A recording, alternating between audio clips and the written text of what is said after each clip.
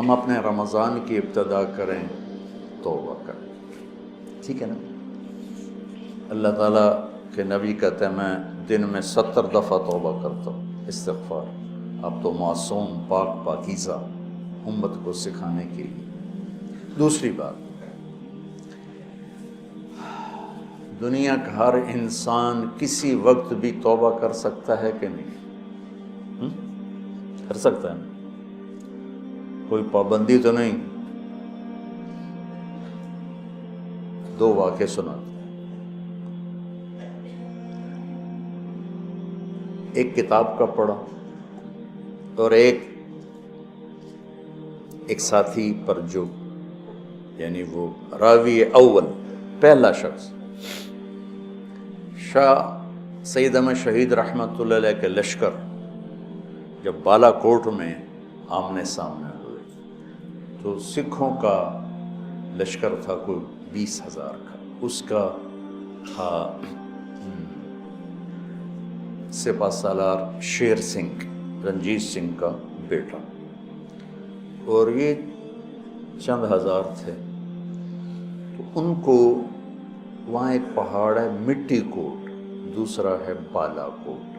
مٹی کوٹ بہت اونچا ہے، بالا کوٹ بہت نیچا ہے، وہ پہاڑی سی، تو وہاں مسل ہے جس کا مٹی کوٹ اس کا بالا کوٹ۔ تو شیر سنگھ مانسیرا کے راستے سے چلا ہے، آگے جنگل ہی جنگل، اور گڑھی حبیب اللہ تک پہنچا، آگے اس کو راستے کا نہیں پتہ، تو راستہ بتانے والے پھر مسلمان ہی تھے، پیسوں سے خرید لیا، گجروں نے راستہ بتایا اور مٹی کوٹ پہ لے آئے۔ بالا کوٹ بیچ میں کھیت تھے جس میں پانی لگا ہوا تھا اور چاول کی فصل تھی۔ تو جب ادھر شاہ صاحب کا لشکر آیا اس کنارے پر اور سکھوں کا لشکر آیا اس کنارے پر اور جنگ شروع ہونے والی، ایک سکھ نے دوڑ لگائی اور کھیت پاس وہ سمجھے کہ حملہ کرنے جا رہا، اس نے دوڑ لگائی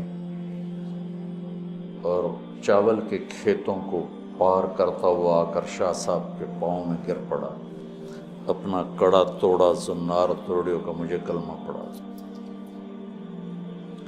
شاہ صاحب نے کلمہ پڑھایا، جنگ شروع ہوئی، پہلا شہید یہ سکھ تھا۔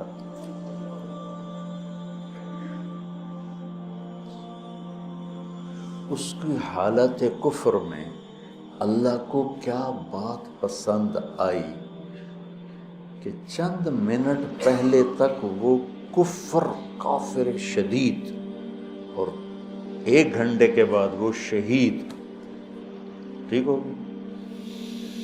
عبدالوحید صاحب رحمۃ اللہ علیہ میرے دوست تھے، گلاسگو میں رہتے تھے، میواتی تھے، پیر محل کی، وہاں مزدوری کرنے گئے، ایک انگریز کے نوکر ہو گئے، اس کی 20 سال نوکری کی، پھر اللہ نے وسعت دی اپنا کام کر، تو کبھی کبھی اس سے کہتے سر آپ یہ کلمہ پڑھ لیں مسلمان ہو جائیں، وہ ٹال دیتا تھا۔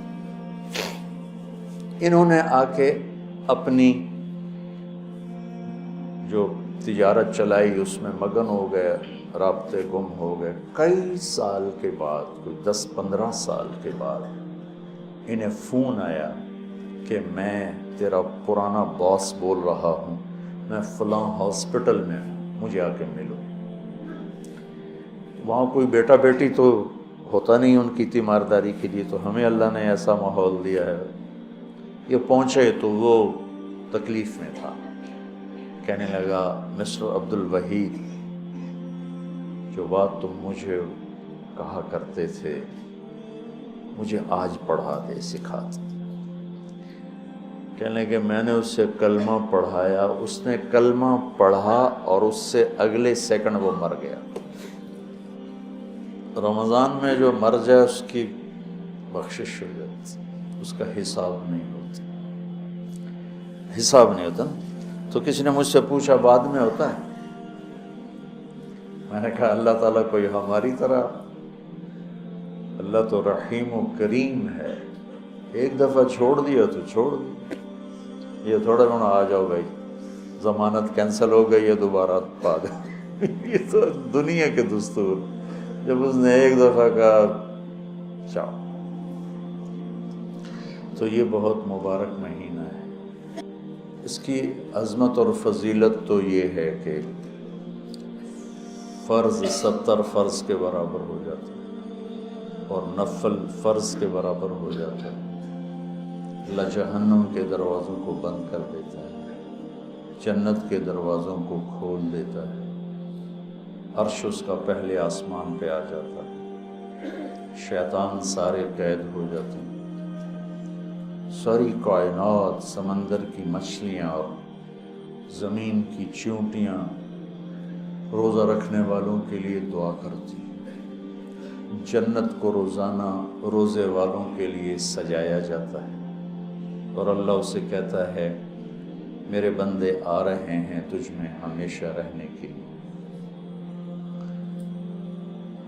اللہ کی طرف سے 24 گھنٹے ایک اعلان ہوتا رہتا ہے، کوئی بخشش مانگنے والا، کوئی توبہ کرنے والا، کوئی معافی مانگنے والا، کوئی بھی سائل جو بھی مانگے، ایک فرشتہ اعلان کرتا ہے نیکی کرنے والے آگے بڑھ تجھے بشارت ہو، دوسرا فرشتہ اعلان کرتا ہے برائی کرنے والے بس کر اور واپس ہو۔ تو میرے نبی کا فرمان ہے کہ اگر لوگوں کو رمضان کی قیمت کا اندازہ ہو جائے تو یہ تمنا کرتے کہ سارا سال ہی رمضان ہو۔ ایک سٹیج کا اداکار تھا، یہ جواد وسیم صاحب کا واقعہ،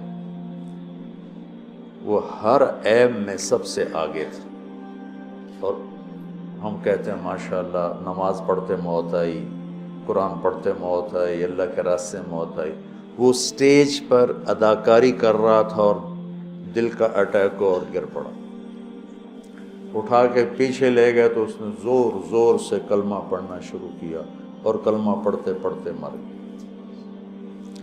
موت کہاں آئی؟ سٹیج پر، جو انتہائی غفلت کی، نافرمانی کی جگہ ہے، اور ہر عیب، ہر کبیرہ گناہ۔ اور جب میں کوئی چھٹی نہیں دے رہا ہوں، میں ایک بات کرنا چاہتا ہوں جس پر کہ میری طرف سے کوئی اجازت نہیں کہ جو مرضی کرو ہوتے اللہ اخیر تک کلمہ وہی پڑھتا ہے جس کو اللہ پڑھواتا ہے۔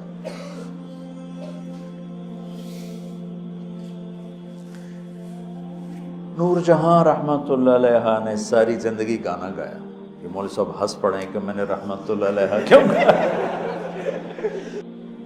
تو میں نے اس بیچاری کو رحمت اللہ علیہ کہا تو وہ مجھے ایسے دیکھنے لگی۔ وہ 27 رمضان تھی اور جمعہ کی رات تھی۔ بتاؤ خود کوئی اختیار کر کے مر سکتا ہے؟ سارے زندگی گانے میں کچھ گانا کوئی اچھا کام نہیں، شریعت گناہ ہے، لیکن وہ کیا ایسی خوبی کی مالک تھی کہ شب قدر، شب جمعہ، اس میں اس کی موت آئی۔ تو آپ اللہ کی رحمت کو شاید ہم سمجھتے ہی نہیں۔ اس ساری میری بات کا خلاصہ یہ ہے کہ جب ہر انسان کافر ہو، مسلم نافرمان ہو، عمل کے لحاظ سے، عقیدہ کے لحاظ سے، ہر لمحہ اس کی توبہ کی توقع ہے کہ نہیں ہے، شاید توبہ کریں۔ تو جب ہم نہیں جانتے کہ یہ کب توبہ کر لیں، تو پھر کسی سے نفرت کرنے کا جواز ہے؟ میں آج ایک کو دیکھتا ہوں شراب پی رہا ہے، چلو تو میں آپ بیتی سناتا ہوں۔ جنید جمشید رحمۃ اللہ علیہ کو میں نے دیکھا ٹی وی پر ڈانس کر رہا تھا، اور 10-12 لڑکیاں اس کے ساتھ ڈانس کر رہی تھیں، تو میرے جی میں آیا اس کو تو ہدایت مل ہی نہیں سکتی۔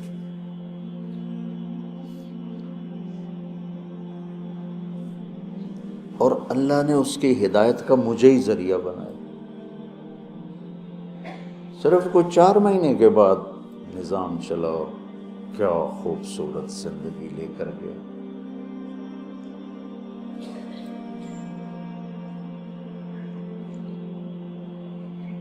تو جب ہر انسان کے بارے میں ہر وقت یہ توقع ہے کہ یہ توبہ کر سکتا ہے، تو پھر کسی بھی انسان کو مسلم کافر حقیر سمجھنے کا کوئی جواز ہے؟ آج وہ یہ کر رہا ہے اور رات کو توبہ کر لے، وہ کل توبہ کر لے، وہ موت کے آخری لمحے میں توبہ کر لے، تو میری حقارت تو مجھے گرا دے گی اور وہ جنت کے مزے کر رہا ہو۔